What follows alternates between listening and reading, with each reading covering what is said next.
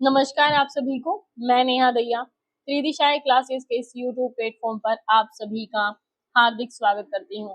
और आज हम पढ़ने जा रहे हैं उत्तर प्रदेश समीक्षा अधिकारी और सहायक समीक्षा अधिकारी के पिछले वर्षों में जितने भी क्वेश्चन पेपर हुए हैं उन क्वेश्चन पेपर को हम डिस्कस करेंगे। और आज की इस क्लास में हम डिस्कस करेंगे यूपी ARO का 2023 का पेपर, जिसका एक पार्ट हमने पहले ही डिस्कस कर लिया है। जिन लोगों ने पुरानी वीडियो नहीं देखी है वो पुरानी वीडियो को जरूर देखें। और आज उसी का हम पार्ट 2 करने जा रहे हैं। तो चलिए बिना समय गवाए शुरू करते हैं आज की अपनी ये क्लास। 51 क्वेश्चन नंबर है हमारा। क्वेश्चन को ध्यान से पढ़ना है और आंसर करने की आप लोगों को भी कोशिश करनी है। Consider the following statement with reference to Nandini Krishak Samriddhi योजना। नंदनी कृषक समृद्धि योजना के संदर्भ में निम्नलिखित कथनों पर आपको विचार करने हैं। सबसे पहली स्टेटमेंट है, this scheme includes milk cow breeds of Sahiwal, गिर, थारपारकर एंड गंगातीरी ओनली।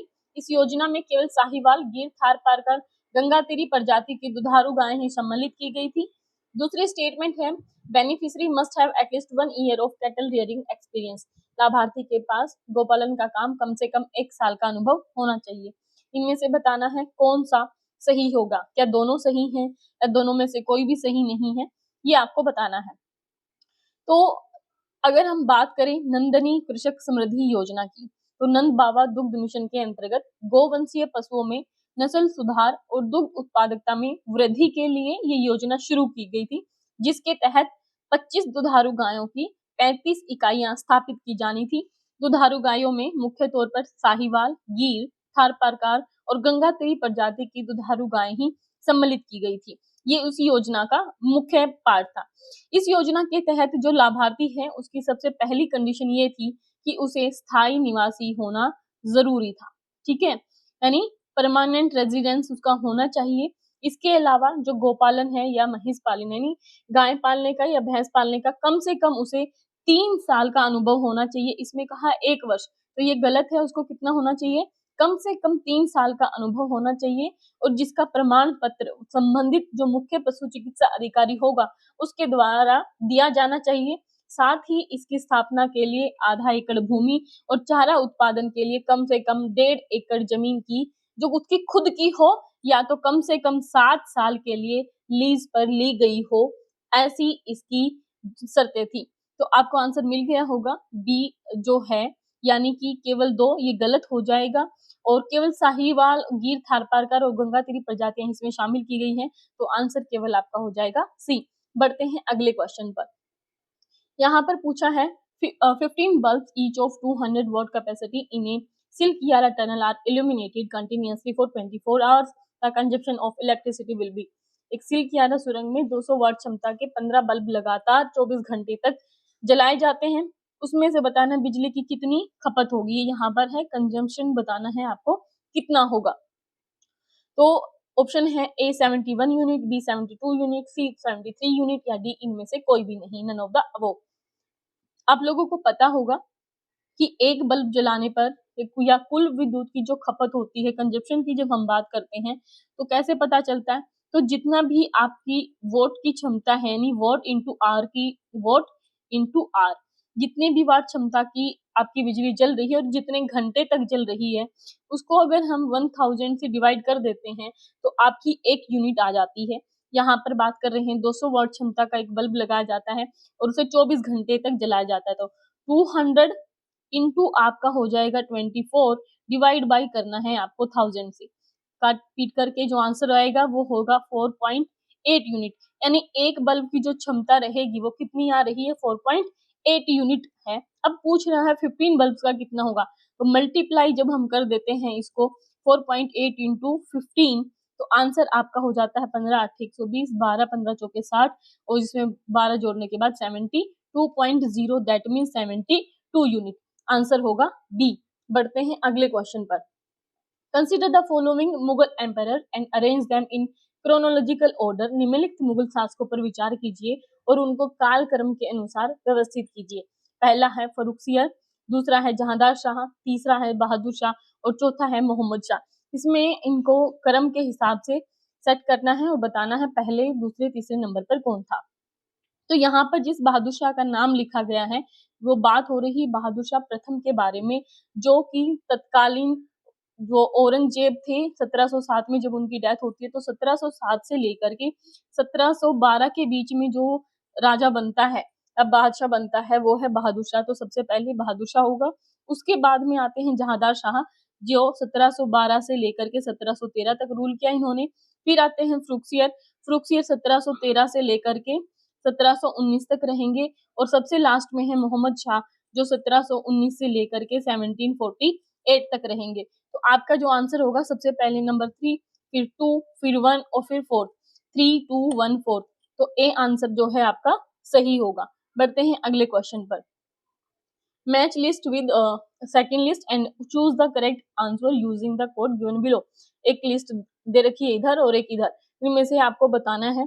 यहाँ पर जो ये लिस्ट दे रखी है कुछ पॉइंट्स हैं जिसमें merchandise turnover, current ratio, acid test ratio, gross capital employed, ये सब दे रखे हैं पॉइंट्स। ठीक है, यहाँ पर इनको मैच करना है। जिन लोगों को नहीं आता है उन लोगों को मैं बता देती हूँ। ये जो यहाँ पर है चालू संपत्ति, तरल संपत्ति, ये पूरी तरीके से लिखे नहीं गए हैं इनका फॉर्मूला। यहाँ पर लिखा जाना चाहिए था चालू संपत्ति अपॉन चालू लाइबिलिटीज, या इसको कह सकते हैं current asset upon current liabilities. अगले में है liquid assets upon liquid assets upon current liabilities and net profit before interest and taxation rate. इसके अपॉन में है total assets and cost of goods sold के नीचे है एवरेज स्टॉक। अब इनको आप लोगों को मैच करना है, नहीं आ रहा होगा तो मैं यहाँ पर बता देती हूँ, डायरेक्ट मैच आप कर लेना। मर्चेंडाइज टर्नओवर की जहां तक बात की जाती है तो मर्चेंडाइज टर्नओवर जो है, जिसे हम हिंदी में कह सकते हैं स्कंद आवर्त या भंडार आवर्त इसको कहते हैं, ये होता है जो बेची गई वस्तु है, यानी cost of goods and sold upon जब जो टोटल है, टोटल से हम डिवाइड कर देते हैं तो वो इसका आ जाता है मर्चेंडाइज टर्नओवर, यानी cost of goods sold upon average stock. उसके बाद बात करते हैं करंट रेशो की। तो करंट रेशो में जो हमारी चालू एसेट्स होती हैं, यानी current assets upon current liabilities होती हैं। एसिड टेस्ट रेशो की अगर हम बात करें तो एसिड टेस्ट रेशो में आपकी लिक्विड एसेट्स अपॉन जो करंट लाइबिलिटीज हैं वो होता है। और सकल विनियोजित पूंजी की अगर हम बात करें तो interest net profit before interest and tax upon total assets होता है। ठीक है, तो इस तरीके से आप इनको मैच कर सकते हैं। उम्मीद है आप लोगों को समझ आया होगा। बढ़ते हैं अगले क्वेश्चन पर। निम्नलिखित में से कौन सा सही क्रम बताना है भारतीय संविधान की प्रस्तावना के हिसाब से। Which among the following is the correct order mention in the preamble of Indian constitution. Preamble में जब हम पढ़ते हैं हम भारत के लोग भारत को संपूर्ण प्रभुत्व संपन्न समाजवादी पंथ निरपेक्ष लोकतांत्रिक गणराज्य स्थापित करने के लिए, तो उसी के हिसाब से जो जो भी शब्द प्रियम्बल में हुए यूज हैं प्रस्तावना में, उनको क्रम के एक हिसाब से यहाँ पर सेट करना है। तो मैंने अभी बोल भी दी है लाइन। तो सबसे पहले होगा सोवरन यानी संपूर्ण प्रभुत्व संपन्न, फिर है सोशलिस्ट यानी समाजवादी, फिर उसके बाद सेकुलर पंथ निरपेक्ष एंड देन लोकतंत्रात्मक राज्य स्थापित करने की बात होती है। तो आंसर आपका हो जाता है बी, 55 का आंसर रहेगा बी। आप सभी जानते होंगे 42nd जो अमेंडमेंट यानी 42 जिसको कहते हैं 42वां संविधान संशोधन 1976 में जो प्रियम्बल थी उसमें समाजवादी यानी सोशलिस्ट, पंथ निरपेक्ष यानी सेकुलर और राष्ट्र की अखंडता के जैसे जो शब्द हैं वो जोड़े गए थे। ठीक है, बढ़ते हैं अगले क्वेश्चन पर।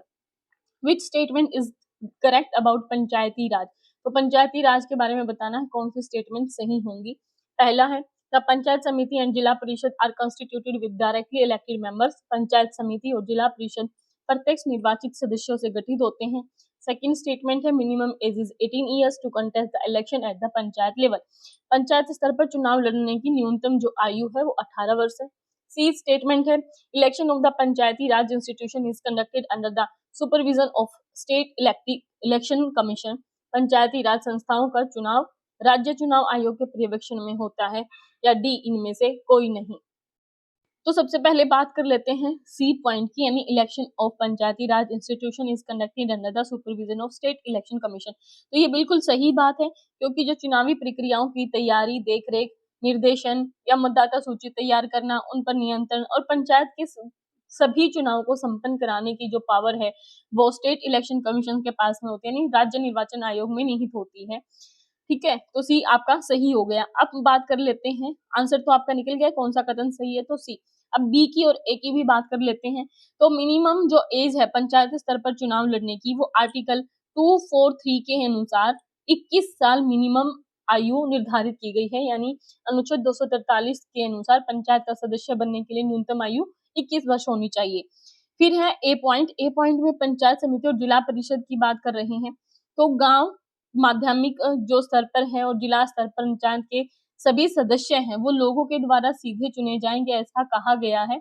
इसके अलावा यहाँ पर बात है, जो डायरेक्ट चुने जाते हैं वो सदस्य चुने जाते हैं, लेकिन जो अध्यक्ष होते हैं माध्यमिक और जिला स्तर पर पंचायत के अध्यक्ष का चुनाव निर्वाचित सदस्यों के द्वारा उन्हीं में से अप्रत्यक्ष रूप से होता है। ठीक है, तो यहाँ पर सारे के सारे सदस्य नहीं चुने जाते हैं डायरेक्ट, उनमें जो अध्यक्ष होते हैं वो इनडायरेक्टली चुने जाते हैं। तो ए स्टेटमेंट आपकी गलत है। बढ़ते हैं अगले क्वेश्चन पर। With reference to Agmark which of the following statement are correct. Agmark के संबंध में कौन से कथन सही हैं ये बताने हैं। पहली स्टेटमेंट है Agmark is the sign of quality of agricultural product. Agmark कृषि उत्पादों की गुणवत्ता का सूचक है, तो ये बिल्कुल सही बात है। अगला है certificate of Agmark is issued by food corporation of India. तो ये क्या फूड कॉर्पोरेशन ऑफ इंडिया जारी करता है? नहीं, Agmark food corporation of India के द्वारा नहीं, बल्कि जो विपणन एवं निरीक्षण निदेशालय है, कृषि और किसान कल्याण मंत्रालय भारत सरकार, उनके द्वारा इसे जारी किया जाता है। और इसे भारत में जो कृषि उपज है ग्रेडिंग और मार्किंग अधिनियम 1937 का जो कानूनी अधिनियम है उसके द्वारा ये लागू किया गया है। और वर्तमान में एगमार्क में लगभग 222 कृषि उपजें शामिल हैं या कृषि वस्तुएं शामिल है। इसका मुख्यालय हरियाणा में है। अब ये मैं काम आपको देती हूँ कि हरियाणा में इसका मुख्यालय कहाँ पर है एगमार्क का, ये आप लोग गूगल करके या फिर कमेंट करके हमें बताएं। ठीक है, वर्तमान में उत्पादों को प्रमाणित करने के मानक खाद्य सुरक्षा और मानक अधिनियम 2006 के अनुसार निर्धारित किए गए हैं। यह खाद्य तेल और जो वसा के प्रकार हैं उनके पदार्थों के लिए अनिवार्य है। बढ़ते हैं अगले क्वेश्चन की तरफ। आंसर आपका निकल गया C. With reference to Uttar Pradesh which of the following statements are correct. Uttar Pradesh के संदर्भ में निम्नलिखित कथनों में से कौन से सही हैं। पहला है Uttar Pradesh is divided into 9 economic regions. Uttar Pradesh 9 आर्थिक क्षेत्रों में बटा है। दूसरी स्टेटमेंट है Uttar Pradesh has 11 agro climatic zone.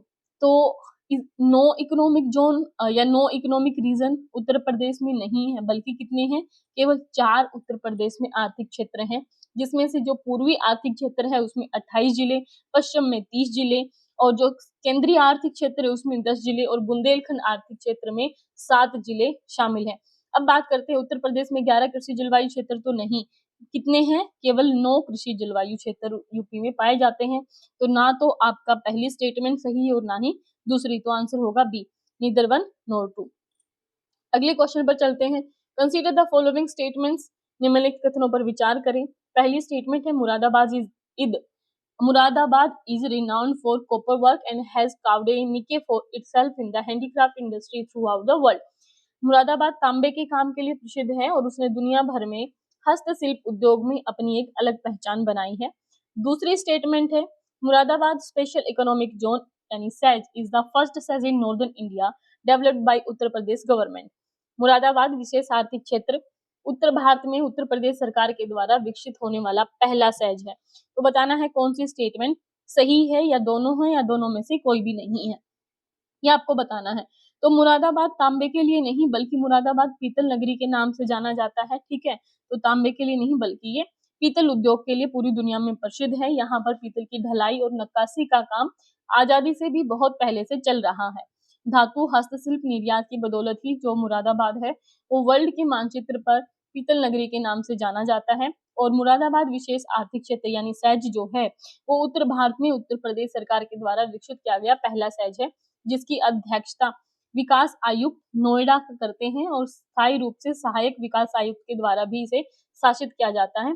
इसकी जो स्थापना है वो 2003 में हुई थी, जिसे वो पाकबारा डिंगरपुर रोड पर स्थापित है। उम्मीद है ये आपको समझ आया होगा। तो ये ठीक है, सेकंड स्टेटमेंट फर्स्ट वाली गलत है, तो ओनली 2 आपका आंसर हो जाएगा। बढ़ते हैं अगले क्वेश्चन पर। Given below are 2 statements which one is labelled as assertion and the other is as reason, तो बताना है। दो कथन नीचे दिए गए हैं जिसमें से एक अभिकथन है, दूसरा उसका कारण है। बताना है क्या ये कारण उसको सही सत्यापित करता है या करेक्ट उसकी एक्सप्लेनेशन है। Jaunpur is known as Siraj e Hind, हाँ तो ये बिल्कुल सही बात है, जौनपुर को सिराज ए हिंद के नाम से जाना जाता है। Jaunpur was a great centre of education during the सरकी पीरियड, जौनपुर सरकी काल में शिक्षा के एक महान केंद्र के रूप में विख्यात है। बताना है कौन सा इसमें से सही है। तो जौनपुर को सिराज ए हिंद के नाम से जाना जाता है, ये स्टेटमेंट बिल्कुल ही सही है, तो करेक्ट है। और दूसरा है शर्की शासनकाल में ये शिक्षा का एक महान केंद्र था, ये भी सही है और ये इसकी सही एक्सप्लेनेशन भी है। सिराज ए हिंद जौनपुर का ऐतिहासिक नाम है, इसे किसने बनाया था? फिरोज शाह तुगलक ने। जौनपुर को किसने बनाया था? फिरोज शाह तुगलक ने। और जो इसका एक कजन था जिसका नाम था मोहम्मद बिन तुगलक, उसकी स्मृति में इसे रखा गया था, जिसका वास्तविक नाम था जोना खान। उसी जोना खान के नाम पर जौनपुर उसका नाम पड़ा है। आगे बढ़ते हैं। 61 question, rocket works on the principle of the following, निम्नलिखित में से रॉकेट किस सिद्धांत पर काम करता है? Energy conservation, Bernoulli theorem, conservation of momentum या एवोगाड्रो कॉन्सेप्ट। बताना है कौन से मोमेंट पर या कौन सी एनर्जी पर ये काम करता है। तो रॉकेट जो है वो मोमेंट, जो कंजर्वेशन ऑफ मोमेंटम यानी गति संरक्षण के नियम पर काम करता है। जब रॉकेट चलाया जाता है तो रॉकेट से जो गैसें निकलती हैं वो अत्यधिक वेग से पीछे की तरफ निकल रही होती हैं, जो रॉकेट के ऊपर उठने के लिए आवश्यक एक मोमेंटम प्रदान करती हैं। न्यूटन का सेकंड लॉ के साथ में जब न्यूटन के थर्ड लॉ का संयोजन हम करते हैं, उसी का ये महत्वपूर्ण परिणाम निकल कर आता है और जिसे हम कंजर्वेशन ऑफ मोमेंटम कहते हैं। इस नियम के अनुसार अगर व्याख्या करें तो एक या एक से अधिक जो वस्तुएं हैं उनके निकाय पर कोई बाहरी बल अगर नहीं लग रहा है तो उसका मोमेंटम निश्चित रहता है यानी संरक्षित रहता है। बढ़ते हैं 62 क्वेश्चन पर। Regarding Punjab merger which of the following statement is false. बतानी है पंजाब के विलय के संबंध में कौन सा कथन असत्य है यानी गलत है। 29 मार्च 1849 को गवर्नर जनरल की ओर से घोषणा हुई कि पंजाब राज्य समाप्त हो गया है। सेकंड है all the territories of Maharaja Dalip Singh he came part of the Indian British empire. Maharaja Dalip Singh के जो सभी प्रदेश है वो भारतीय ब्रिटिश साम्राज्य का हिस्सा बन गए हैं। या फिर Dalip Singh was given an annual pension of 2,50,000, या इनमें से कोई भी नहीं। तो सबसे पहली बात तो ये हो गई कि सी गलत हो जाएगा, क्योंकि इतनी ज्यादा जो वार्षिक पेंशन थी वो दलीप सिंह को नहीं दी गई थी, बल्कि इन्हें केवल 50,000 पाउंड, ठीक है, कितना दिया गया था? 50,000 पाउंड राशि दी गई थी। और ये जो 50,000 पाउंड वार्षिक मतलब लगभग 4 से 5 लाख उसको कह सकते हैं, ठीक है, कितनी थी? 4 से 5 लाख इसको कह सकते हैं रुपए के हिसाब से। वार्षिक पेंशन देकर उन्हें शिक्षा प्राप्त करने के लिए इंग्लैंड भेज दिया गया था। अब बात करते हैं 29 मार्च 1849 की, जहां जिस दिन पंजाब का विलय हुआ। तो विलियम हंटर के अनुसार 1846 में सबराव की विजय के बाद में लॉर्ड हार्डिंग को पंजाब को जीत लेने का अधिकार दे दिया और 1849 में गुजरात की विजय ने लॉर्ड डलहौजी को उस पर अधिकार लागू करने के लिए बाध्य कर दिया। और इसी वजह से 29 मार्च 1849 को गवर्नर जनरल की ओर से घोषणा हुई कि पंजाब राज्य अब समाप्त हो गया है और महाराजा दलीप सिंह के जो भी प्रांत थे उन सभी को ब्रिटिश साम्राज्य का हिस्सा बना लिया गया है। बढ़ते हैं अगले क्वेश्चन की तरफ। 5 equivalent vertical lines are drawn, 5 vertical lines खींची गई, 3 4 5 ऐसे, और फिर 5 लाइन ही हॉरिजॉन्टल खींची गई, 1 2 3 4 और 5। अब पूछ रहे हैं ये जितने भी स्क्वायर बने हुए हैं and the distance between any two consecutive horizontal line is equal to that between any two consecutive vertical lines. What is the maximum number of square पूछ रहे हैं कि इसमें maximum number of square कितने बने होंगे, ये आप लोगों को बताने हैं, काउंट करने हैं। तो सबसे पहले 4 वाले देख लेते हैं। पहले एक वाले कितने बने होंगे, तो 4 4 काउंट कर लो, 4 into 4 कितना हो गया आपका? 16 हो गया। अब 2 वाले करने हैं ऐसे 2, फिर इधर से हम काउंट करेंगे, फिर इसके बाद में ये। तो जब हम 2 फलक वाले करेंगे, 4 फलकों से मिलकर जो बनने वाले हैं, यानी 1 2 3 4 ऐसे ऐसे करके जब हम काउंट कर रहे हैं तो एक साइड में आप देखेंगे कि कितने बन रहे हैं, 3 बन रहे हैं। तो 3 into 3 हम कर ले रहे हैं, कितने बन गए? 9।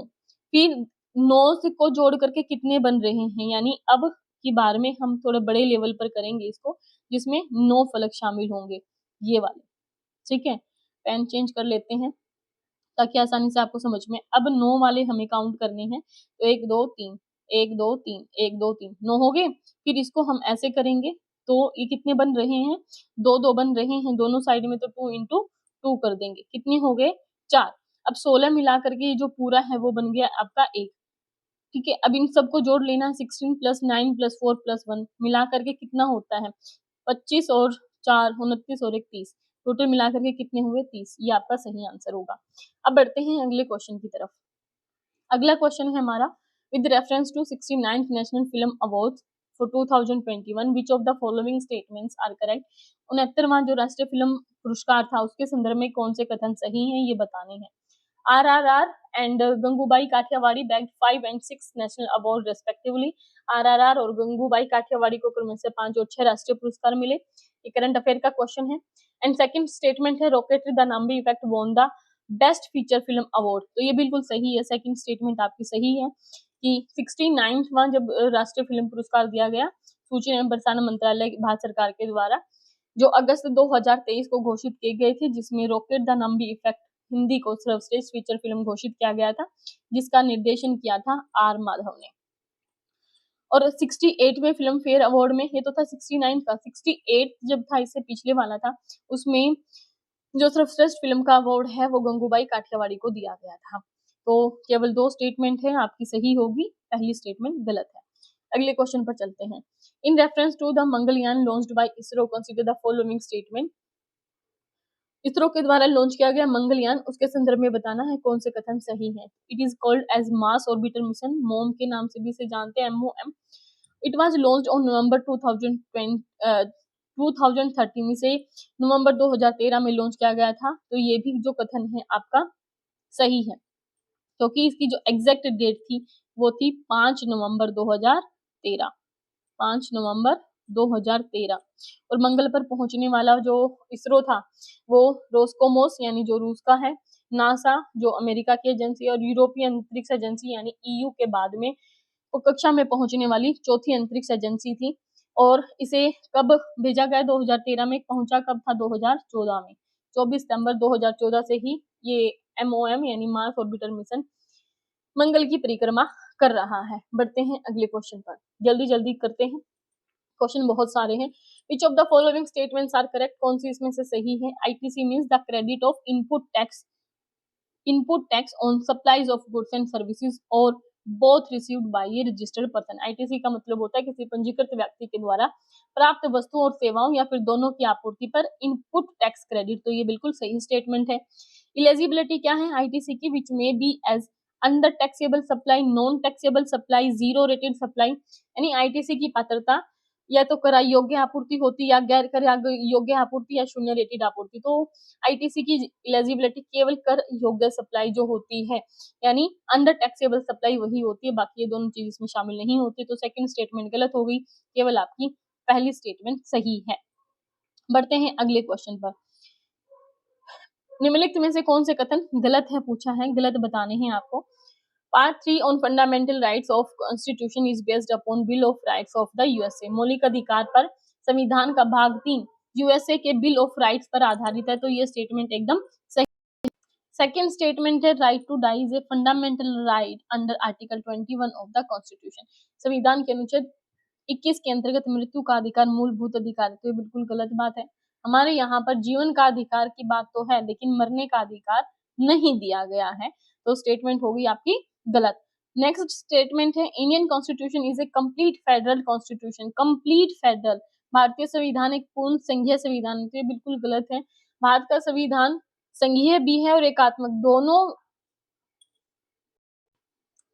भारत का जो संविधान है वो पूर्ण संघीय संविधान नहीं है, बल्कि इसे कोसी फेडरलिज्म कहा जाता है, यानी अर्ध संघीय की परिभाषा के अंतर्गत रखा गया है, क्योंकि संकट के समय पर भारत का संविधान एकात्मक रूप धारण कर लेता है, जैसे आपातकाल की स्थिति।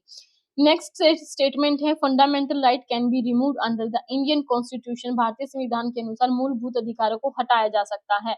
तो ये स्टेटमेंट गलत है, हटाया नहीं जा सकता है, लेकिन संसद आर्टिकल 368 के अंतर्गत संविधान संशोधन के माध्यम से इनको थोड़ा घटा बढ़ा सकती है, हटा नहीं सकती है। ठीक है, तो भारत में शासन का स्वरूप पर हमने बात की कि सामान्यतः संघात्मक रहता है लेकिन संकट के समय पर एकात्मक हो जाता है। आर्टिकल 21 के अंतर्गत मृत्यु का अधिकार मूलभूत अधिकार नहीं दिया गया है। आर्टिकल 21 में कहा गया है कि किसी भी व्यक्ति को उसके प्राण और दैहिक स्वतंत्रता से विधि द्वारा स्थापित प्रक्रिया के अनुसार ही वंचित किया जा सकता, अन्यथा नहीं। अब ये विधि द्वारा स्थापित का क्या मतलब होता है, यानी कानून की नजर में जीने का अधिकार महत्वपूर्ण है अगर उसने कोई ऐसा काम नहीं किया गया है जिससे कि सरकार उसका जीवन छीन सके। ठीक है, यानी जिसमें फांसी की सजा नहीं दी गई है जब तक आपने कोई ऐसा कर्म नहीं किया है।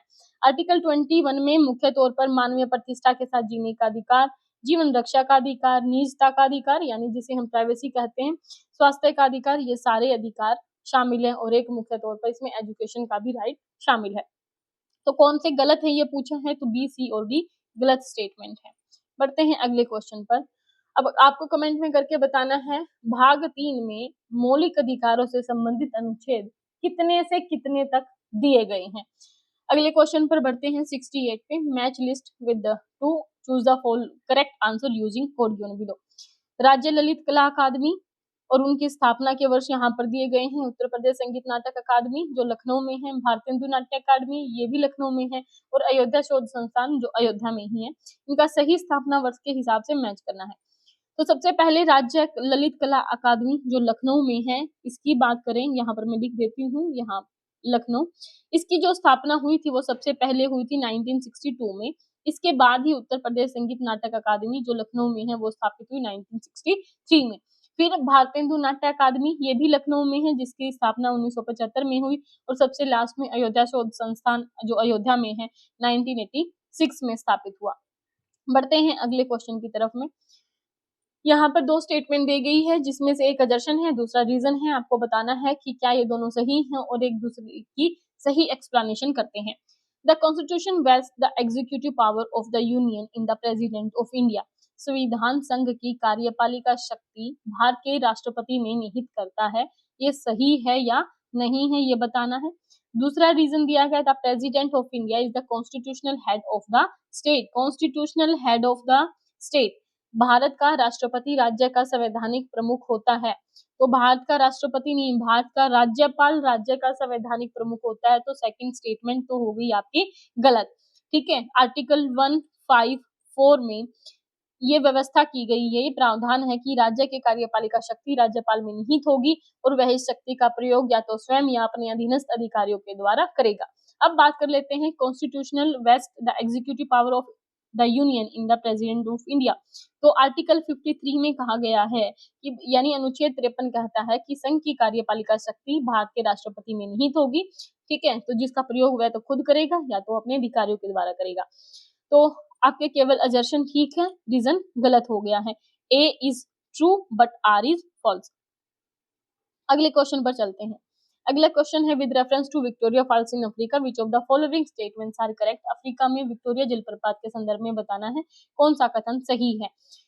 सबसे पहले है it is located on the border of Zambia and Mozambique. ये जाम्बिया और मोजाम्बिक की सीमा पर अवस्थित है। सेकंड है इट इज सिचुएटेड एट या ऑन जाम्बेजी रिवर। ये जाम्बेजी नदी पर स्थित है। बताना है क्या दोनों सही हैं, दोनों में से एक या कोई भी नहीं। तो अफ्रीका का विक्टोरिया जलप्रपात जाम्बेजी नदी पर स्थित है, ये सही है। और यह है जाम्बिया और मोजाम्बिक नहीं बल्कि जिम्बाब्वे जो कंट्री है उसके बॉर्डर पर है। जिम्बाब्वे की बीच की सीमा पर स्थित है जो विश्व के सबसे बड़े जलप्रपातों में से एक है। विक्टोरिया जलप्रपात को 1989 में इसे वर्ल्ड हेरिटेज साइट में शामिल कर लिया गया है, यानी जो विश्व धरोहर स्थल है उसमें शामिल है 1989 से। 1989 पेंसिल से लिखा नहीं जा रहा, 1989। बढ़ते हैं आगे। From his house Lokesh went 15 kilometre to the north. अब मान लिया ये लोकेश का है घर, यहाँ से वो 15 किलोमीटर नॉर्थ में गया। यहाँ पे डायरेक्शन हम लिख लेते हैं, ऊपर है नॉर्थ, नीचे साउथ, इधर ईस्ट और इधर वेस्ट। कह रहे हैं Lokesh went 15 kilometre to the north then he turn west to cover 10 kilometre. पहले नॉर्थ में गए 15 किलोमीटर, फिर 10 किलोमीटर चले हैं, ये covered 10 kilometre west. Then he turn south, फिर साउथ में आता है 5 किलोमीटर यहाँ चलता है। फाइनली टर्निंग टू ईस्ट और फिर वापस से टर्निंग ईस्ट की तरफ में करता है और यहाँ पर भी वो 10 किलोमीटर चलता है। In which direction is he from his house, तो 5 चला, 5 यहाँ पे, तो 10 किलोमीटर अपने घर से वो अभी भी नॉर्थ डायरेक्शन में है, तो आंसर होगा सी। बढ़ते हैं अगले क्वेश्चन पर। Given below are two statement in which one is labeled as assertion and second is reason दिया गया है, बताना है क्या सही है और क्या ये इसकी सही एक्सप्लेनेशन करते हैं। Significant technical and institutional reforms in Indian agriculture are required to feed the growing population. बढ़ती आबादी का पेट भरने के लिए भारतीय कृषि में महत्वपूर्ण तकनीकी और संस्थागत सुधारों की आवश्यकता है। ये बिल्कुल सही है, क्योंकि भारत की जो उत्पादक क्षमता है वो अभी भी चीन जैसे देशों से काफी कम है। अगला है इसका रीजन, ए सिग्निफिकेंट नंबर, यहाँ पे number of farmers in many parts of India still rely on monsoon rains and natural soil fertility for agriculture. भारत के कई हिस्सों में बड़ी संख्या में किसान अभी भी कृषि के लिए मानसून वर्षा और मिट्टी की प्राकृतिक उर्वरता पर निर्भर है। ये बिल्कुल सही स्टेटमेंट है, लेकिन ये इसकी व्याख्या नहीं करता है। तो दोनों स्टेटमेंट हालांकि सही है, but it's not the correct explanation of A. बढ़ती आबादी का पेट भरने के लिए ये सही है कि भारतीय कृषि में कुछ टेक्निकल और जो इंस्टीट्यूशनल सुधार है उनकी जरूरत है, क्योंकि हम अभी भी बहुत कम प्रोडक्शन कर रहे हैं बजाय कि दूसरे विश्व के कई देशों के। लेकिन हमारे यहाँ की जनसंख्या आज नंबर 1 हो चुकी है, तो उनकी जनसंख्या की पूर्ति के लिए, उनका पेट भरने के लिए हमें कुछ अच्छी वैरायटी के बीजों की उत्पादन क्षमता को बढ़ाने की या नए तरीके उत्पादन करने के देखने होंगे। बढ़ते हैं अगले क्वेश्चन पर। Which state of India is renowned for its deposits of limestone, gypsum, salt and zinc. Bharat का कौन सा राज्य चूना पत्थर, जिप्सम, नमक और जस्ता के भंडारण के लिए प्रसिद्ध है? हरियाणा, गुजरात, राजस्थान या पंजाब? कौन सा इसका सही आंसर होगा ये आपको बताना है। तो आंसर इसका जो सही है वो है भारत का राजस्थान राज्य। राजस्थान स्टेट में जस्ता के लिए, चूना पत्थर के लिए, जिप्सम के लिए, नमक के लिए भंडारण काफी मात्रा में है और इसके मुख्य निक्षेप मुख्यतः जोधपुर, नागौर और बीकानेर की मिट्टी और शैलों में पाए जाते हैं। जिप्सम के अगर बारे में हम बात करें तो ये कैल्शियम का एक हाइड्रेटेड सल्फेट है जो सफेद, अपारदर्शी या फिर पारदर्शी खनिज के रूप में बेड या तलछटी संरचनाओं जैसे कि चूना पत्थर, सैंडस्टोन और सेल्स में पाया जाता है। ठीक है। गुजरात में अगर हम बात करें तो गुजरात और असम में पेट्रोलियम के काफी बड़े भंडार मौजूद हैं। बढ़ते हैं अगले क्वेश्चन पर। 1/4 of the sum of odd numbers greater than 14 but less than 50 is the square of. 14 से बड़े और 50 से छोटे विषम संख्याओं के योग का एक चौथाई वर्ग क्या है? तो सबसे पहले 14 से बड़े और 50 से छोटे विषम संख्या यानी ऑड नंबर्स कौन से होंगे? 14 से बड़ा 15, देन 17, फिर 19 और ऐसे करके हमें जाना है 49 तक। अब इन सारे सम्स का जोड़ करना है आपको और जो जोड़ हो जाता है वो आपका होगा, फॉर्मूला आपको लगाना है। ठीक है। उस और यहाँ पर सबसे पहले आपको देखने कितनी संख्याएं बन रही हैं, तो कुल मिलाकर के यहाँ आपकी 18 संख्याएं होती हैं। फॉर्मूला है n/2 into 2a plus n-1 into d, जो सम्स का जोड़ का फॉर्मूला होता है। लेकिन यहाँ पर हम डायरेक्ट एक फॉर्मूला और भी लगा सकते हैं। n/2 यानी नंबर ऑफ टर्म्स जितने भी हैं और उसमें फर्स्ट टर्म और लास्ट टर्म को जोड़ लेते हैं, डिवाइड बाई 2 तो होगा, n/2 हम कर लेते हैं, तो 15 प्लस 49 और n/2। जब इसको सोल्व करेंगे तो हमारा आंसर होगा n/2, n कितने हैं हमारे पास में 18, 18/2 गुना में इनका जोड़ होता है 64, दैट मीन्स हो गया आपका 9 इंटू 64 576। अब पूछ रहा है ये जो 576 है यानी टोटल जो सम है उसका एक चौथाई हम करेंगे, यानी 4 से हम इसको डिवाइड करेंगे तो होगा 144 और पूछ रहा है इसका वर्गमूल यानी स्क्वायर कितना होगा, 12। आंसर कितना होगा इसका, 12। निम्नलिखित में से कौन सा होगा, तो none of the above, D आपका सही आंसर होगा। बढ़ते हैं अगले क्वेश्चन पर। गाजा पट्टी के संदर्भ में बताना है कौन सा कथन सही होगा। तो गाजा पट्टी के बारे में कुछ लाइनें मैं पहले ही बता देती हूँ। ये इजराइल का साउथ वेस्ट में स्थित है, एक 6 से 10 किलोमीटर चौड़ा और लगभग 45 किलोमीटर लंबा एक क्षेत्र है, जिसके 3 साइड से तो इजराइल का नियंत्रण है और एक साइड में मिस्र की सीमा लगती है जो कि साउथ साइड में है। ठीक है। अब रेफरेंस के लिए लाइन पढ़ लेते हैं क्या है गाजा पट्टी के संदर्भ में। It is bordered by Egypt, तो अभी अभी हमने बात किया कि इसकी एक साइड जो है मिस्र से लगती है, मित्र लिखा है इसमें, मिस्र होगा। It is border by Israel also, तो इसकी सीमा इजराइल से लगती है, सही बात है क्योंकि 3 साइड से ये इजराइल से ही लगा हुआ है। हालांकि भू क्षेत्र के दो तरफ इजराइल की सीमा है और पश्चिम की सीमा में भूमध्य सागर है, जिसका नियंत्रण अभी भी इजराइल के द्वारा किया जाता है। इसका एक प्रमुख शहर है जो दक्षिण में स्थित है, राफा, जो मिस्र की सीमा से लगा हुआ है। 1967 में एक 6 दिन का युद्ध हुआ था, जिसके परिणाम स्वरूप इजराइल ने गाजा पर अधिकार कर लिया था और इन क्षेत्रों पर अपना सैन्य कब्जा जमा रखा है। बढ़ते हैं अगले क्वेश्चन पर। उत्तर प्रदेश वैश्विक निवेशक शिखर सम्मेलन यानी Uttar Pradesh global investor summit 2023 के संदर्भ में बात हो रही है। यह शिखर सम्मेलन लखनऊ में आयोजित किया गया था। और दूसरी स्टेटमेंट है, शिखर सम्मेलन का उद्घाटन भारत के राष्ट्रपति के द्वारा किया गया था। तो कौन सा इसका सही है? तो ये सही है कि ये शिखर सम्मेलन लखनऊ में आयोजित हुआ था, लेकिन इसका उद्घाटन भारत के राष्ट्रपति के द्वारा नहीं बल्कि पीएम मोदी जी के द्वारा इसका उद्घाटन किया गया था। ठीक है।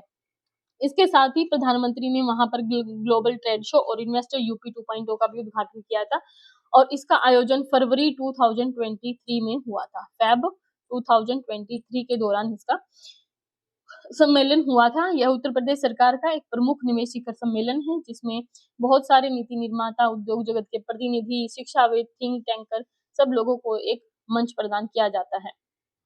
अगला क्वेश्चन है, which one of the following pairs, यानी एक तरफ में विजिटेबल प्लेसेस है, दूसरी तरफ में डिस्ट्रिक्ट दे रखे हैं यूपी के, उनको करेक्ट मैच करना है आपका। तो Devi Patan temple Shravasti, Chinese temple Mahoba, Bawani Imli शहीद स्मारक फतेहपुर और समस्तपुर पक्षी विहार अमेठी। इनमें से कौन सा सही सुमेलित है, ये आपको बताना है। तो देवी पाटन जो मंदिर है, देवी पाटन टेम्पल, ये श्रावस्ती में नहीं बल्कि कहाँ पर है? बलरामपुर में।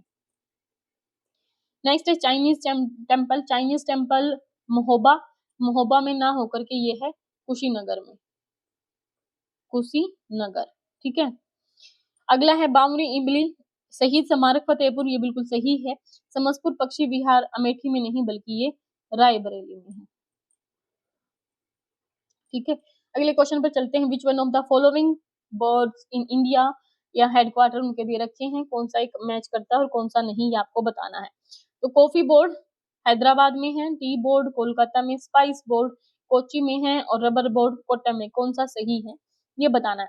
तो रबर बोर्ड जो है वो कोट्टयम में है, सही है। मसाला बोर्ड आपका कोची में है। चाय बोर्ड यानी टी बोर्ड कलकत्ता में है, लेकिन जो कॉफी बोर्ड है वो हैदराबाद में नहीं बल्कि बेंगलुरु में है। ठीक है, बेंगलुरु में है आपका कॉफी बोर्ड। बढ़ते हैं अगले क्वेश्चन पर। यहाँ पर मैच करने हैं सिटीज को उनके जो देश है उनके साथ में। कंपाला, किगाली, किनशासा और खार्तूम। तो कंपाला कौन से देश की राजधानी? कंपाला है युगांडा की राजधानी। किगाली रवांडा, यहाँ पर एक समझौता भी हुआ है इन्वायरमेंट से संबंधित। किगाली समझौता काफी चर्चा में रहता है, आपको बताना है किस लिए हुआ है। अगला है Kinshasa, Kinshasa democratic Republic of Congo की राजधानी और खार्तूम सूडान की राजधानी है। कोट आप मैच कर लेना। पश्चिमी घाट में विभिन्न दरें हैं जिन्हें घाट कहा जाता है, इनका उत्तर से दक्षिण की तरफ में सही क्रम बताना है। तो आज मैं आप लोगों को इसको याद करने के लिए ट्रिक बता दे रही हूँ। इसका होता है TBP, यानी थाल घाट, भोर घाट और पाल घाट, ये इसका सही आंसर होता है। तो थाल घाट, भोर घाट, पाल घाट, बी इसकी जो है वो सही सीरीज होगी TBP। तो थाल घाट के बारे में हम बात करें तो ये महाराष्ट्र में पड़ता है। ठीक है, और ये उत्तरी सह्याद्री श्रेणी में स्थित है, जिसे मुंबई, नागपुर, कोलकाता रेल मार्ग और सड़क मार्ग गुजरता है। इसके अलावा भोर घाट ये भी उत्तरी सह्याद्री में ही है और मुंबई पुणे हाईवे जो है या सड़क मार्ग वो प्रदान करता है। नेक्स्ट हम बात करें पाल घाट की, तो ये नीलगिरी की क्षेत्र में है, यानी केरला का साइड में है ये, जो नीलगिरी और अन्नामलाई श्रेणियों के बीच में स्थित है। अगले क्वेश्चन पर चलते हैं। मैच लिस्ट करनी है 1 और 2 को and choose the correct answer. एक तरफ में गोल्ड मेडलिस्ट दिए हैं, दूसरी तरफ में उनका खेल दिया गया, तो कौन सा खिलाड़ी किस खेल से संबंधित है ये आपको बताना है। अनु रानी, पारुल चौधरी, तजेंद्र पाल सिंह तूर और पलक गुलिया, कौन किस खेल से संबंधित है ये आपको बताना है।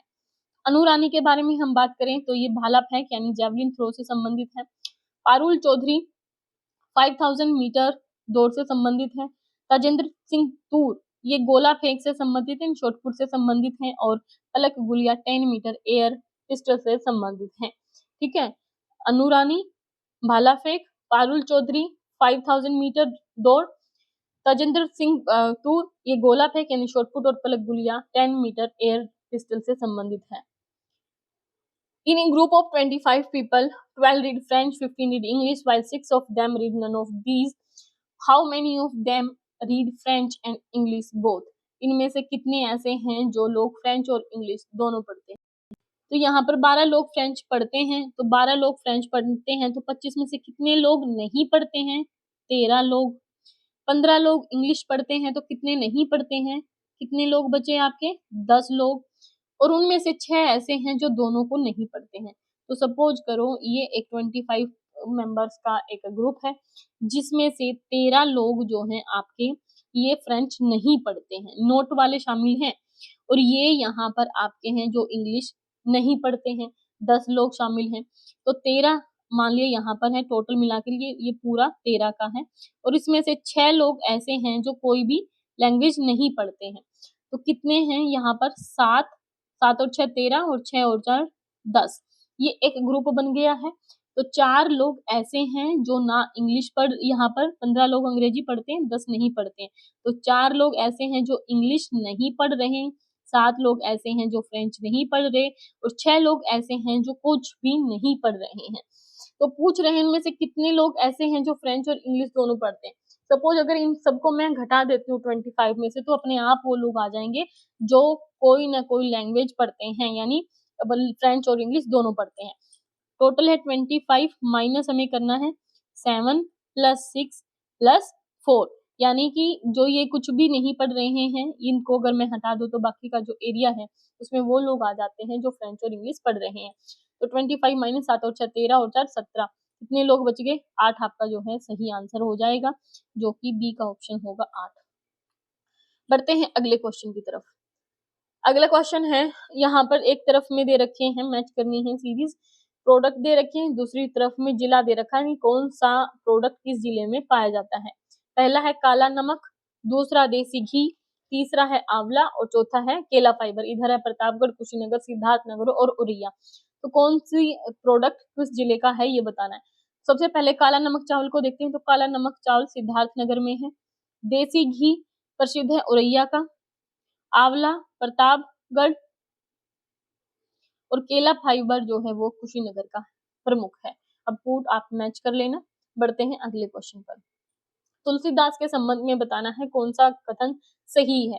Tulsidas was born in a village named Rajapur in Banda district, जिसे आजकल चित्रकूट के नाम से भी जाना जाता है, और ये सही स्टेटमेंट है। तुलसीदास का जन्म जो है वो राजापुर गांव में हुआ था, और ये बांदा जनपद में, वर्तमान में चित्रकूट जनपद में हुआ था 1523 में। ठीक है, और ये किसके किसके समकालीन है? अकबर के और मेवाड़ के शासक राणा प्रताप के समकालीन है।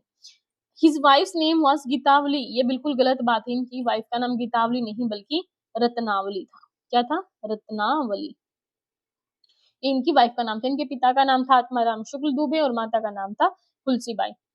बेटे का नाम था तारक। ये कुछ चीजें हैं जो आपको याद रखनी है। सगुन विचारधारा के कवि थे, और इनकी जो महत्वपूर्ण रचना है वो सब आप जानते ही होंगे, रामचरितमानस। स्टेटमेंट अब आपको पता चल गई, सेकंड स्टेटमेंट गलत है, केवल एक सही है, सी आंसर हो जाएगा। बढ़ते हैं अगले क्वेश्चन पर। If a clock gains 4 minutes every hour, अगर एक क्लॉक है जो हर 1 घंटे में 4 मिनट एक्स्ट्रा जोड़ती है, the angle travelled by traversed by the second hand in 1 minute will be, एक घड़ी प्रत्येक घंटे में 4 मिनट आगे बढ़ जाती है, तो 1 मिनट में सेकंड की सुई के द्वारा तय किया गया कोण कितना होगा। पूछ रहा है 1 मिनट में सेकंड की सुई के द्वारा, तो एक घड़ी प्रत्येक घंटे में कितने मिनट आगे बढ़ जाती है? 4 मिनट, यानी कि 4 मिनट में वो कितना हिस्से का बढ़ जाती है? 4/60, यानी टोटल मिनट 60 होते तो 4/16 यानी कि 1/15 मिनट, यानी एक घड़ी प्रत्येक घंटे में 1/15 मिनट आगे बढ़ जाती है, अगर इसको हम मिनट के हिसाब से काउंट करें तो। अब टोटल एंगल 360 का होता है, मल्टीप्लाई कर दो 15 से, इसको 1/15 इंटू 360 हम करेंगे तो कितने डिग्री आ गया? 24 डिग्री। सामान्यतः एक घड़ी में सेकंड की सुई 360 डिग्री का कोण बनाती है, यानी कि 1 मिनट के अंदर वो 360 एंगल पूरे करती है। लेकिन घड़ी के 1 घंटे में 4 मिनट आगे बढ़ जाने से जो सेकंड की सुई है उसको कितने एंगल एक्स्ट्रा ट्रेवल करना पड़ रहा है? 24 डिग्री ज्यादा करना पड़ रहा है। ठीक है, तो 1 मिनट में सेकंड की सुई के द्वारा कितना तय किया गया कोण होगा 360, तो टोटल होता ही है उसका। अब वो जो बाकी की मिनट उसको आगे बढ़ाने के लिए घड़ी को यानी एक बार में कितना घूमना पड़ रहा है 24 डिग्री और एक्स्ट्रा उसको जाना पड़ रहा है, तो टोटल मिला के 384 डिग्री वो ट्रेवल कर रही है। मैच करना है फर्स्ट लिस्ट को सेकंड लिस्ट के साथ में। यहाँ पर एक तरफ में आर्टिकल दिए हैं, दूसरी तरफ में वो किसके बारे में है वो दिए हैं, तो मैच करना आर्टिकल 26, आर्टिकल 40, आर्टिकल 98 और आर्टिकल 239 बताना है कौन किससे संबंधित है। एक तरफ में है एडमिनिस्ट्रेशन ऑफ यूनियन टेरिटरी यानी संघ शासित क्षेत्रों का प्रशासन, दूसरा संसद का सचिवालय, तीसरा धार्मिक कार्यों के प्रबंध की स्वतंत्रता और चौथा है ग्राम पंचायतों का गठन। तो आर्टिकल 40 किससे संबंधित है, ग्राम पंचायतों के गठन से संबंधित है, ये आपका हो गया 4, बी का 4। अब आर्टिकल 26 25 से 28 तक धार्मिक स्वतंत्रता का अधिकार दिया गया है, यानी धार्मिक कार्यों के प्रबंध की स्वतंत्रता, नंबर 3 हो गया। आर्टिकल 98 की हम बात करें तो संसद से संबंधित है, संसद के सचिवालय से ये संबंधित है। आर्टिकल 239 की हम बात करें तो 239 आपका आर्टिकल होता है संघ शासित क्षेत्रों का प्रशासन यानी एडमिनिस्ट्रेशन ऑफ यूनियन टेरिटरीज, ए आपका हो जाएगा। अब जो भी पुट इनके बनते हैं वो आप मैच कर लेना। अगले क्वेश्चन पर चलते हैं। According to the 2011 census of India the percentage of India's urban population की बतानी है कितनी थी, तो 31.2, इस बिना सोचे समझे आप निशान लगा सकते हैं। 31.2% थी नगरीय जनसंख्या, जबकि अभी भी देश की 68.8% जनसंख्या गांव में निवास करती है। ये 2011 के आंकड़े हैं। अब बढ़ते हैं अगले क्वेश्चन की तरफ में। अगला क्वेश्चन है, ये भी मैच करना है। यहाँ पर एक तरफ पर्वत दिए गए हैं और दूसरी तरफ में महाद्वीप दिए गए हैं, यानी कौन सा पर्वत कौन से महाद्वीप का है। सबसे पहले है एंडीज, फिर अल्ताई, फिर आल्प्स और अपलेशियन। एंडीज पर्वत की हम बात करें तो ये दक्षिण अमेरिका यानी साउथ अमेरिका में पाया जाने वाला एक पर्वत है। अल्ताई की पहाड़ियां ये एशिया की हैं। आल्प्स पर्वत यूरोप का है और उसके बाद अपलेशियन श्रृंखला नॉर्दर्न अमेरिका में पाई जाती है। ठीक है, तो एंडीज दक्षिण अमेरिका, अल्ताई एशिया में है, आल्प्स पर्वत यूरोप का और अपलेशियन उत्तरी अमेरिका में पाया जाता है। अब आगे बढ़ते हैं। एक रीजनिंग का क्वेश्चन यहाँ पर दिया गया है। In a certain code corporation is written as this word and then how is judicial written in that code. बताना निश्चित कोड में जुडिशियल को कैसे लिखा जाएगा।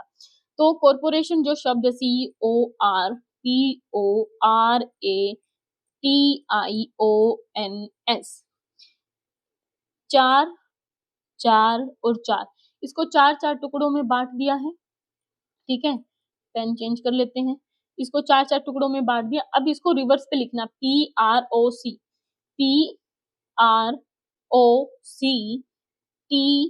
TARO और SNOI।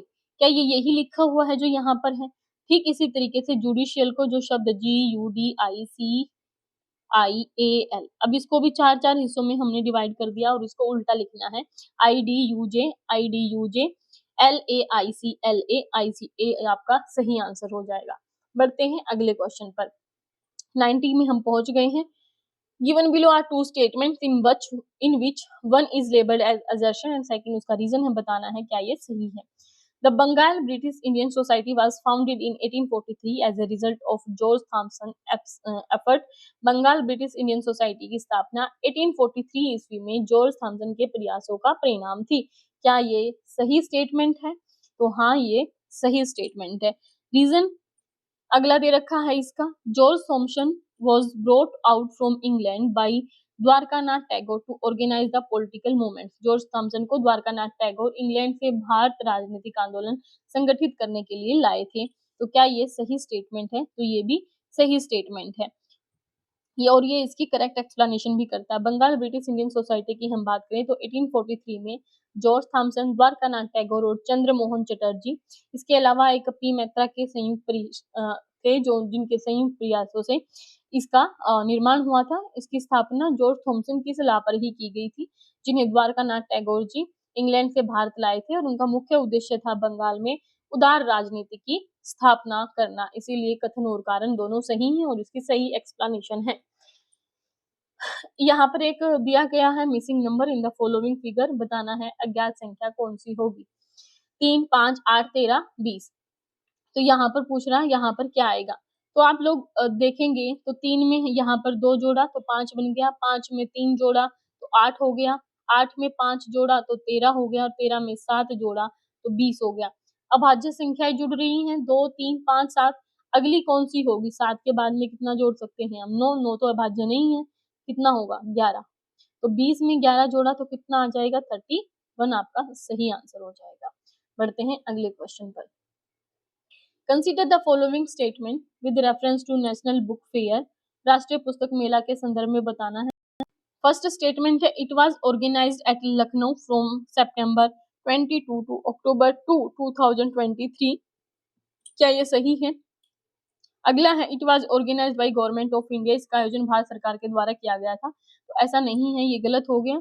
ये सही है कि राष्ट्रीय पुस्तक मेले का आयोजन 22 सितंबर से 2 अक्टूबर 2023 तक लखनऊ में आयोजित किया गया, लेकिन इसका जो आयोजन है वो केटी फाउंडेशन के द्वारा किया गया था, केटी फाउंडेशन। और इसके अलावा फोर्स वन बुक्स भी इसमें शामिल थी और इसकी थीम थी ज्ञान कुंभ। तो केवल एक स्टेटमेंट आपकी सही है, दूसरी गलत हो जाएगी। 93 पे चलते हैं। Given below are two statements in which one is assertion. Second reason है, बताना है कौन सा सही होगा। Narges Mohammadi was awarded Nobel peace prize for 2023। Narges Mohammadi को 2023 के लिए नोबेल शांति पुरस्कार से सम्मानित किया गया था। तो ये सही स्टेटमेंट है। अगला है इसका कारण she fights in the favour of freedom of press. वह प्रेस की स्वतंत्रता के पक्ष में लड़ती रही या लड़ती है। तो ये गलत हो जाएगा क्योंकि इनको प्रेस की स्वतंत्रता के लिए नहीं बल्कि ईरान में महिलाओं के उत्पीड़न के खिलाफ उनकी लड़ाई थी जो, और सभी के लिए मानवाधिकार और स्वतंत्रता को बढ़ावा देने के लिए प्रदान किया गया था। तो ए सही है लेकिन आर गलत है। बढ़ते हैं अगले क्वेश्चन 94 की तरफ। उत्तर प्रदेश के संदर्भ में निम्नलिखित कथनों पर विचार करना है। आयुर्वेदा महोत्सव 2023 झांसी में आयोजित किया गया था। दूसरा है Taj Mahotsav 2023 was organized in state capital Lucknow. तो सेकंड स्टेटमेंट तो गलत हो जाएगी बिल्कुल ही, क्योंकि ताज महोत्सव प्रदेश की राजधानी लखनऊ में नहीं बल्कि आगरा में किया गया था और आगरा के शिल्पग्राम में ये आयोजन किया गया था फरवरी में। ठीक है, अब बात कर लेते हैं आयुर्वेद महोत्सव की। तो आयुर्वेद महोत्सव का आयोजन झांसी में किया गया था, ये सही स्टेटमेंट है। लेकिन अगर पूछा गया होता वैश्विक आयुर्वेद महोत्सव, तो ये वैश्विक आयुर्वेद महोत्सव केरल के तिरुवनंतपुरम में किया गया था, तो ये गलत हो जाता। लेकिन यहाँ पर केवल आयुर्वेद महोत्सव 2023 है, तो ये पहली स्टेटमेंट आपकी सही हो जाएगी और दूसरी गलत। बढ़ते हैं अगले क्वेश्चन पर 95 पे। 95 क्वेश्चन में एक तरफ में कुछ चित्रकारियां दी गई हैं और दूसरी तरफ में उनके स्टेट हैं। ठीक है, वो बताना कौन सा किससे संबंधित हो, ये आपको मैच करना है। उम्मीद है क्लास आपको अच्छी लग रही होगी, और क्लास अच्छी लग रही है तो वीडियो को लाइक कीजिए, कमेंट कीजिए, शेयर कीजिए। कोई डाउट है तो आप कमेंट सेक्शन में पूछ सकते हैं। सबसे पहले हम बात कर लेते हैं मधुबनी की। तो मधुबनी बिहार की पेंटिंग है जो काफी प्रसिद्ध भी है। अगली है लेपाक्षी। लेपाक्षी चित्रकला आंध्र प्रदेश से संबंधित है। वर्ली चित्रकला महाराष्ट्र से संबंधित है और पट चित्रकारी आपकी उड़ीसा से संबंधित है। अब कूट आप लोग मैच कर लेना, आंसर हमने बता दिया है। बढ़ते हैं अगले क्वेश्चन पर 96 पे। यहाँ पर पूछ रहा है consider the following and arrange these in increasing order of frequency. निम्नलिखित कथनों पर विचार करना है और उन्हें आवर्ती के बढ़ते क्रम में व्यवस्थित करना है। तो एक्स किरणें, उसके बाद है दृश्य किरणें, अवरक्त किरणें, रेडियो तरंगे, यानी X rays, visible rays, infrared rays and radio waves. आवर्ती कितनी किसकी है उसके हिसाब से इन्हें सेट करना है। एक्स किरणों की जो आवर्ती है वो 10 रेज टू दी पावर 18 से लेकर के 10 raise to the power 16 hertz रहती है। विजिबल रेज की हम बात करें तो 10 रेज टू दी पावर 14 से लेकर के 10 रेज टू दी पावर 12 होती है। इंफ्रारेड रेज की हम बात करें तो 10 रेज टू दी पावर 12 से लेकर के 10 raise to the power 10 hertz होती है। और फिर आती है रेडियो वेव जिन्हें 10 रेज टू दी पावर 4 से लेकर के 10 raise to the power 10 hertz होती है। इस हिसाब से आवर्ती को बढ़ते क्रम में लिखना है, तो ये इसका आंसर आप लोगों को करना है कि बढ़ते रेंज में कौन सी होंगी। एक्स, दृश्य, अवरक्त और रेडियो तरंगे 1, 2, 3, 4। बढ़ते हैं अगले क्वेश्चन पर। अगला क्वेश्चन है consider the following statement with reference to Uttar Pradesh Sangeet Natak अकादमी के बारे में बताना है। ये क्वेश्चन हम पहले भी डिस्कस कर चुके हैं। तो इसकी स्थापना 1965 में हुई, तो ये तो बिल्कुल ही गलत हो गया है। और दूसरा पूछ रहा है, क्योंकि हमने इसका बताया था कि उत्तर प्रदेश नाटक अकादमी की स्थापना ललित कला अकादमी की स्थापना के बाद में 1963 में हुई थी, और इसकी जो स्थापना है वो कहाँ पर है हुई है, लखनऊ में, ना कि वाराणसी में। तो सेकंड स्टेटमेंट भी आपकी गलत हो गई, तो आंसर हो गया आपका नीदर 1 नॉर 2। बढ़ते हैं 98 क्वेश्चन पर। Which of the following statements are correct, इनमें से कौन सी जो स्टेटमेंट्स हैं वो सही हैं। The sugar industry was initially located in Uttar Pradesh, चीनी उद्योग प्रारंभ में उत्तर प्रदेश में स्थित था। सेकंड स्टेटमेंट है the low yield of sugar cane short crushing seasons unsatisfactory location of industries created problem in producing sugar. गन्ने की कम उपज, कम पेराई स्तर, उद्योगों की असंतोषजनक अवस्थापना ने चीनी उत्पादन में समस्याएं पैदा की। इनमें से बताने कौन से स्टेटमेंट सही है, कौन से गलत, क्या दोनों स्टेटमेंट सही है या दोनों गलत, ये आप लोगों को बताना है। तो चीनी उद्योग प्रारंभ से ही उत्तर प्रदेश में स्थित है, ये सही बात है, क्योंकि उत्तर प्रदेश के देवरिया का एक ग्राम है, जगह है प्रतापपुर, जहां पर सबसे पहले 1903 में भारत की पहली चीनी मिल स्थापित की गई थी। और उत्तर प्रदेश में 1935 में ही सबसे पहले गन्ना विकास विभाग की स्थापना हुई थी, और सरकार ने गन्ना कृषकों की मदद की दृष्टि से शुगर फैक्ट्रीज एक्ट 1938 लागू भी किया था। तो चीनी उद्योग प्रारंभ में उत्तर प्रदेश में स्थित है, ये सही बात है। गन्ने की कम उपज, कम पेराई स्तर और उद्योगों की असंतोषजनक अवस्थापना, ये चीनी उत्पादन की समस्याएं हैं, ये भी सही बात है। तो दोनों स्टेटमेंट सही होंगी। बढ़ते हैं अगले क्वेश्चन पर। Who was the first to use the word megapolis शब्द, सबसे पहले किसने यूज किया था सर्वप्रथम। A Jean Gottmann, B Taylor, C Davis, या उनमें से कोई भी नहीं। तो आपका जो सही आंसर होगा वो होगा ए, जीन गोटमैन ने सबसे पहले मेगापोलिस शब्द का प्रयोग किया था। अगला क्वेश्चन है last. Which one of the following is the correct sequence of administrative division during the Gupta period. इनमें से बताना गुप्तकालीन प्रशासनिक विभाजन का सही क्रम कौन सा है, अनुक्रम बताना है। तो भुक्ति, विषय, विधि, ग्राम, इन सभी को सेट करना है। भुक्ति, विषय या विषय भुक्ति विधि ग्राम, या विधि भुक्ति विषय ग्राम। तो आप सब जानते होंगे कि गुप्तकालीन प्रशासनिक विभाजन में सबसे पहले राजा प्रशासन का केंद्र बिंदु होता था, और राजकुमार, मंत्री, और जो सलाहकार थे वो उसकी सहायता करते थे। प्रशासन की सुविधा के लिए गुप्त साम्राज्य को प्रांतों में विभाजित किया गया था, जिन्हें हम भुक्ति कहते थे। तो प्रांत का क्या नाम था, भुक्ति। ठीक है। उसके बाद में भुक्ति का विभाजन जिलों में किया गया था, आज भी है जैसे, और जिसे विषय के नाम से जाना जाता था। तो जिले हो गए हैं। इसके बाद में जिसका प्रधान होता था, भुक्ति के बाद में जिले, जिसे विषय कहा जाता था, और विषय का अधिकारी कौन होता था, विषपति। उसके बाद में जिले के बाद में, जैसे आज हम तहसील हैं, तहसील स्तर पर जो होती थी प्रशासनिक विभाजन में विधि के नाम से जाना जाता था, और सबसे अंतिम इकाई होती थी ग्राम। तो ए आपका सही आंसर हो जाएगा, और सबसे छोटी जो इकाई थी ग्राम, जिसका अधिकारी होता था ग्रामिक। तो ये 100 क्वेश्चन हमने कर लिए हैं। बचते हैं आपके 40 क्वेश्चन जो पार्ट 3 में आएंगे, क्योंकि एक ही वीडियो में इतनी लंबी वीडियो बनाना थोड़ा मुश्किल हो जाता है। उम्मीद है ये क्लास आप लोगों को पसंद आई होगी। वीडियो अच्छी लगी तो लाइक कीजिए, कमेंट कीजिए, और टेलीग्राम चैनल पर आप हमें अपनी क्वेरीज को भेज सकते हैं। लिंक आपको डिस्क्रिप्शन बॉक्स में मिल जाएगा। कोई डाउट है तो आप जरूर लिखें, और चैनल को सब्सक्राइब करना बिल्कुल ना भूलें, और बेल आइकन जरूर प्रेस कर लें, ताकि वीडियो की नोटिफिकेशन आप लोगों तक पहुंच जाए। मिलते हैं ऐसी ही वीडियो में अगली क्लास में। तब तक के लिए धन्यवाद। पढ़ते रहिए, आगे बढ़ते रहिए, अपना और अपनों का ख्याल रखिए।